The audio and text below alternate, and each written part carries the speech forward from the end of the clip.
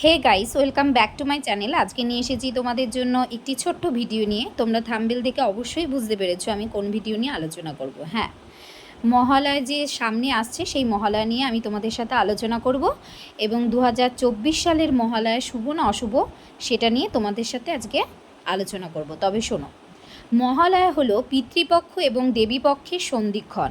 এর মাধ্যমে দুর্গাপূজার উৎসবের সূচনা হয়। দেবী দুর্গা এই দিন পৃথিবীতে অবতরণ করেছিলেন বলে বিশ্বাস করা হয়। বাঙালিরা ঐতিহ্যগতভাবে দেবী মাহাত্ম্য শাস্ত্র থেকে তোস্ত করে মহালয়ার দিন ভোরে ঘুম থেকে ওঠে। মহিষাসুর মর্দিনী নামে পরিচিত গান এবং মন্ত্রগুলি শোনার জন্য প্রত্যেক বাঙালি পরিবার ভোরবেলা ঘুম থেকে ওঠে। পিতৃপক্ষে প্রয়াত পূর্বপুরুষদের আত্মার শান্তি কামনা করে জলদান বা তর্পণ করা হয় এবং পরলোকগত পূর্বপুরুষদের শ্রদ্ধা জানানো হয় এই মহালয়ার দিন। হিন্দু শাস্ত্র মতে মহালয়ার দিনই অশুভ শক্তির বিনাশ ঘটিয়েছিলেন দেবী দুর্গা। এই বিশেষ দিনে মহিষাসুরকে বধ করে অশুভ শক্তির বিনাশ ঘটিয়ে এবং শুভ শক্তির আরাধনায় তাই মহালয়ার গুরুত্ব অপরিসীম। মূলত দুর্গাপূজার সূচনা মহালয়া দিয়ে হলেও মহালয়ার সঙ্গে কিন্তু দেবী পূজার কোনো মিলন নেই।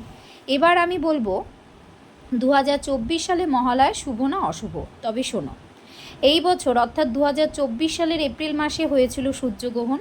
এরপর রয়েছে 2রা অক্টোবর অর্থাৎ মহালয়ার দিন সূর্যগ্রহণ পড়েছে।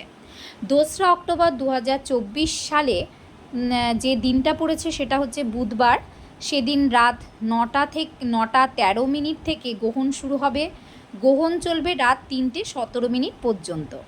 প্রায় 6 ঘন্টা 4 মিনিট থাকবে এই সূর্যগ্রহণ। পঞ্জিকা মতে আশ্বিনের এই দিন অমাবস্যা পড়েছে।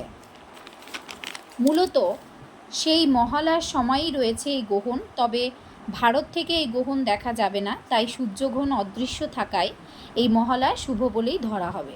ধন্যবাদ।